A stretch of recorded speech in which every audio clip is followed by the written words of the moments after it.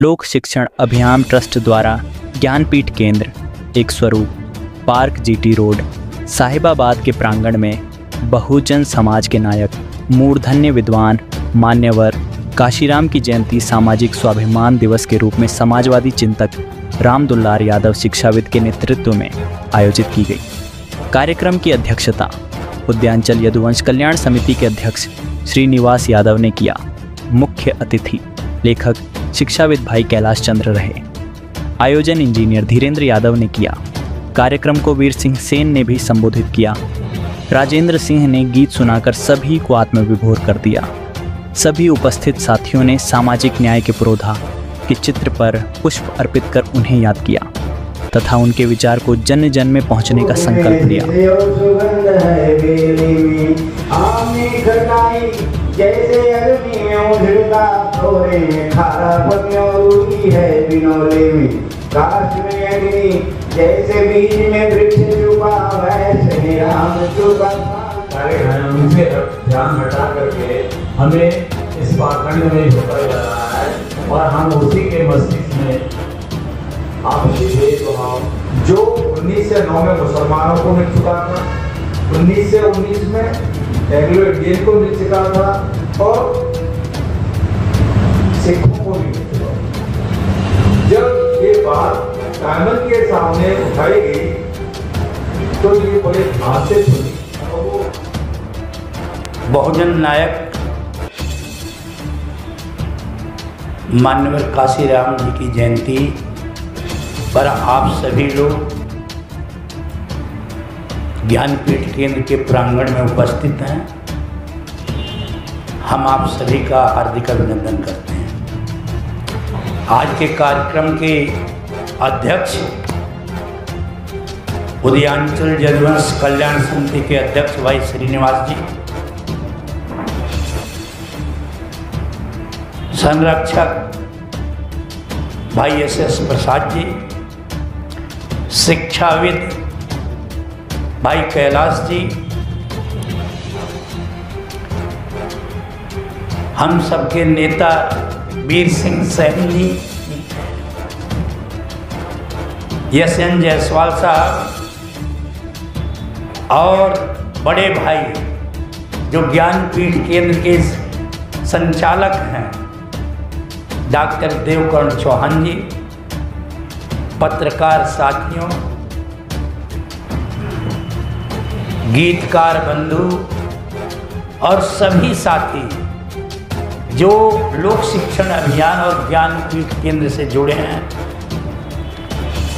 सभी इस मिशन में काम कर रहे हैं। पुनः मैं आपका हार्दिक अभिनंदन करता हूँ। आज का कार्यक्रम सामाजिक स्वाभिमान दिवस के रूप में रखा गया है और काशीराम जी के ही शब्दों में है कि जो लोग स्वाभिमान की भाषा परिभाषा को समझते हैं, स्वाभिमानी लोग ही संघर्ष की परिभाषा समझते हैं। जिनका स्वाभिमान मरा है वो गुलाम होते हैं, मान्यवर काशीराम ने कहा।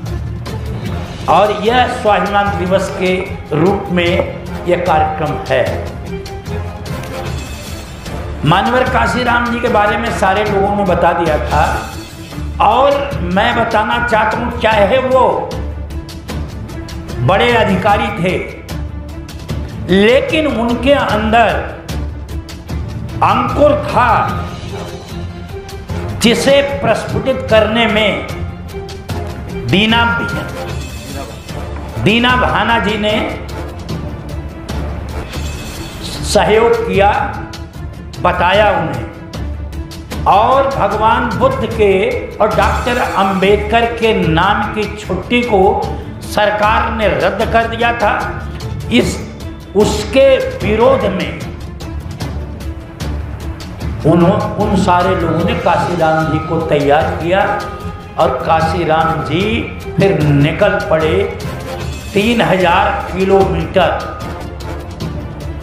साइकिल यात्रा की, लोगों को बताया, दलितों, पिछड़ों, प्रताड़ितों, वंचितों और शोषितों के उत्थान के लिए अपना पूरा जीवन लगाया, क्योंकि वो समझते थे, वो जानते थे कि वोट हमारा, राज तुम्हारा, नहीं चलेगा, नहीं चलेगा। हमें भी संघर्ष करके अधिकार लेना है।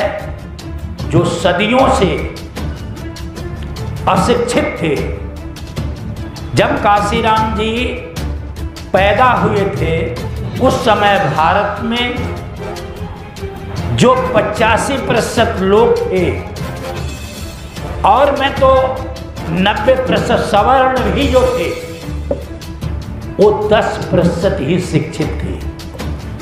शिक्षा का अभाव होने के कारण सरकारी नौकरियों में भी लोगों को स्थान नहीं मिला हुआ। सामाजिक और आर्थिक स्थिति दोनों गर्हित अवस्था में थी। काशीराम जी ने संसद में कहा था कि राजनीतिक आजादी जब तक अपना काम सही नहीं करेगी, जब तक आर्थिक रूप से और सामाजिक रूप से इस देश के अंदर गैर बराबरी रहेगी, जब तक इसकी बराबरी नहीं मिटेगी, तब तक देश के अंदर सामाजिक न्याय नहीं हो सकता। और उन्होंने पार्लियामेंट में यह भी कहा, वोट काट कर, मशीनों में गड़बड़ करके और ये केन प्रकारेण गरीबों को धन देकर, प्रलोभन देकर, लालच देकर वोट को हासिल किया जा रहा है। हम लोगों को लोकतंत्र को बचाने के लिए ये बात आज संकल्प लेकर काशीराम जी के जन्मदिन पर जाना चाहिए कि हम सभी लोग, हर वर्ग के लोग जहाँ जाएंगे वहाँ ये बताने का काम करेंगे कि हमें लोकतंत्र को बचाना है, तभी हमारा संविधान बचेगा, तभी हम माननीय काशीराम डॉक्टर अंबेडकर के सपनों का भारत बना सकते हैं। इन शब्दों के साथ आप लोगों का बहुत बहुत धन्यवाद करता हूं और आशा करता हूं कि शिक्षा और चिकित्सा के क्षेत्र में लगातार हम लोगों को राय देनी है और आगे बढ़ना है, क्योंकि बाबा साहब डॉक्टर भीमराव अंबेडकर ने कहा है, और यहाँ स्लोगन है कि शिक्षा वह शेरनी का दूध है, जो पिएगा वही दहाड़ेगा, वही संघर्ष करेगा, वही निर्भीक रहेगा, वही किसी से नहीं डरेगा, हर जगह अपनी बात कहेगा